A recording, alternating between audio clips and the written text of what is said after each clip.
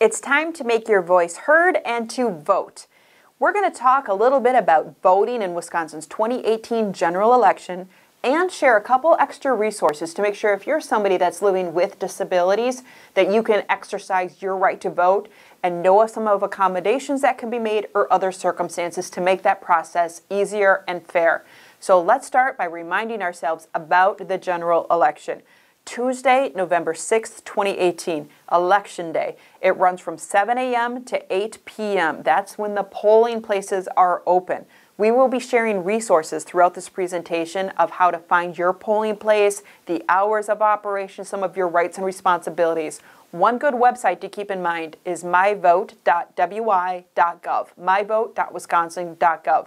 That's where you can find your polling place, see a sample ballot, see if you're registered to vote. Use that as a resource for answering a lot of your voting questions. To vote in Wisconsin, you have to be registered in advance, but that can mean in advance of voting, which means you can register at your polling place. You will need to bring proof of your address with you to do that. That's different than proof of your photo ID to actually vote. So if you are new to voting in Wisconsin and you have not yet registered, make sure that you bring two types of proof to the polls with you. First, your proof of address, and second, your proof of identity. You can register at the polls on voting day. Proof of address could be something as simple as a copy of a utility bill or a copy of your lease or a bank statement or other official looking document. And it can even be an electronic copy you have on your phone. Say you're able to pull up a bank statement on your phone from your online banking account. If it has your name and your current address and you show that to the poll worker, you can register to vote. You can register to vote in advance of the election as well, as many people do, but keep in mind in Wisconsin we do allow registration on Election Day. Now I said this was distinct from the photo ID you need to actually physically vote. Once you are registered, you'll then be sent over to the table to pick up a copy of the ballot, and you will give that person your name, and they will ask to see a photo identification. Not just any photo ID will do. There is a list of what is approved as proving identity, such as a driver's license or a Veteran Administration ID card of some kind, a military ID, a U.S. passport, and for some instances, some student IDs are okay. There is a list on that myvote.wi.gov website of what is an approved form of identification. Now, some people, especially if you aren't driving, you could still go to the Department of Motor Vehicles and get a free ID card. It's a temporary ID that can be used for voting. That is one way to prove identity if you don't have these other documents handy. You will have to show them that you are who you say you are to get this free ID. A lot of people use birth certificates for this, but if you don't have a birth certificate, bring what you have. Talk it over with the Department of Motor Vehicles worker and see what will be accepted to make sure you can get that temporary ID to vote. The voter ID requirement is still relatively new in Wisconsin. There are ways to try to make it easier for people to prove their identity, but it still could be a hang-up. If you have questions about voter ID when you're at the polls, you can ask the poll worker, but there is also an election official who is there. We also have a phone number we're going to share with you if you have questions or feel like maybe your rights were infringed while you were trying to vote. We give you a helpline phone number you can call as well. Here's a little bit more on that photo ID requirement. Say you have an ID, but your address isn't accurate on it. That is okay. Your photo ID is proving identity. It is not proving address. So if you've moved recently and the wrong address is on your driver's license, that's fine. That is an appropriate form of identification. Even if that identification is expired. If it has expired within the last 2 years, give or take, so since November 8th, 2016 forward, if it has expired within these last 2 years, it is still appropriate to use. If it is expired 10 years ago, if your driver's license is that old, it is not appropriate to use. But if it has expired recently, you can still use it. So some people might fear that they can't vote because their driver's license has expired a year ago. You can still use that as your ID and you can still vote. Now, where to vote? Polling places are determined based on where you live. That myvote.wisconsin.gov website has Find My Polling Place on it. If there is a button, you'll be asked to enter your name and address, and it'll tell you which ward you're in and where your polling place is. Like we said, polling places are open 7 a.m. to 8 p.m. Voters in line at 8 p.m. will still be allowed to cast a ballot. Some people might choose not to go to the polling place on Election Day. They might have requested an absentee ballot. In Wisconsin, you can request a ballot for any reason or no reason. We don't have you give an excuse for why you don't want to come to the polls on Election Day. For some people, voting in the privacy of their own home is much more accessible, so they will request the ballot in advance, have it sent to them. You will need to send proof of identification if you request a paper ballot by mail, but otherwise you can vote, you can send it in the return mail, and you are done. Some people might want to vote ahead of Election Day just to keep down on the chaos or the confusion, and they might go to a separate polling place, like a municipal clerk's office or a public library. Check with your municipal clerk to see where in-person absentee voting is allowed. Wisconsin does allow it. Many places make it available for you to vote ahead of Election Day in person if you want to. Let's say you're living at a facility that is a residential care facility. In Wisconsin, if the facility meets a certain criteria, a special voting deputy may come to your facility and help administer absentee ballots on Election Day. Now, there are a couple requirements. There have to be at least 5 people registered to vote in the municipality where the facility is located, so a lot of facilities meet that requirement. At least 1 resident has requested an absentee ballot, then the special voting deputy will come. Or the clerk may choose to just send a special voting deputy to different facilities, even if someone hasn't requested it. So you can always check in with your municipal clerk to either request somebody come or to see if someone had planned to come on Election Day anyway. This is one other way to facilitate absentee voting, to make sure that people, especially people in residential care facilities, can get their voice heard. Let's say you have a guardian.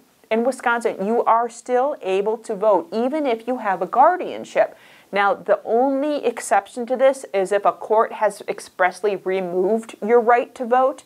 If you're not sure if this applies to you, you can first check in with your guardian and see if they have a copy of a form. Now, this would have been designated on an official court form if your right to vote had been removed. There is actually a checkbox on the form that's called the Determination Order on Petition for Guardianship form. You will see a checkbox if your right to vote has been removed. Even if it has, you still have the right to petition the court to let you vote, but that would be your first guide to see if you have a guardianship, if you are able to vote. Again, you can always check in with your municipal clerk. They are kind of the gatekeepers for making sure that your questions on Election Day are answered. So what's on the ballot in Wisconsin? This general election, we're voting for governor, lieutenant governor, attorney general, secretary of state, our state treasurer, the U.S. senator, representatives in Congress, state senators for odd-numbered districts, representatives to the assembly in all districts, and then there may be some local elections such as clerks of court or sheriff that might apply to you. Again, if you go to that myvote.wi.gov website, you can type in your address and you can see an exact copy of a sample ballot, the questions you'll be answered. For some people, it just gives them peace of mind to know in advance what they're going to be voting on. So come Election Day, you feel prepared. Some people like to do a lot more research on each of the candidates. And if you know in advance who's going to be on your ballot, that gives you the opportunity to take that time to do that. There are a few extra accommodations on voting day if you feel you would like them. It's good to know what your rights are. So let's say you go to the polling place and you can't physically go in to vote. Curbside voting in Wisconsin is completely allowed. Someone will bring a ballot out to you. It's important that you make that arrangement so that they know you're there. If you have someone that has come with you, they can run in and request curbside voting, and an election worker, a poll worker, will come to your car to help facilitate the vote. That is totally acceptable to request, and it must be accommodated. If you can't sign the poll list, in Wisconsin, when you say, I'm here to vote, here's my photo ID, they put a check next to your name and you sign it, and then you'll go get your paper ballot. If you can't physically sign the poll list, tell the poll worker, and they will instead write exempt next to your name. They have verified that you were there, you told them that you're not physically able to sign, and they will take care of it from that point forward. Please feel comfortable, and it is 100% appropriate to ask that they do that accommodation if you feel that you can't conduct that signature at that time.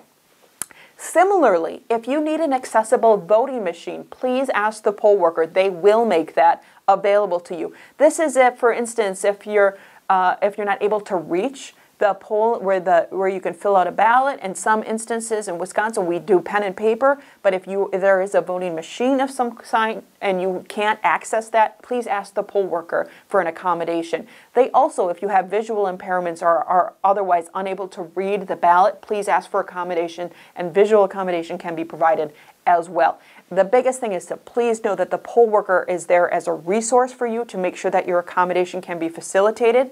If you run into trouble, please ask for the election official that is in the room. Beyond that, if you need any other assistance, please request it and they will evaluate the request.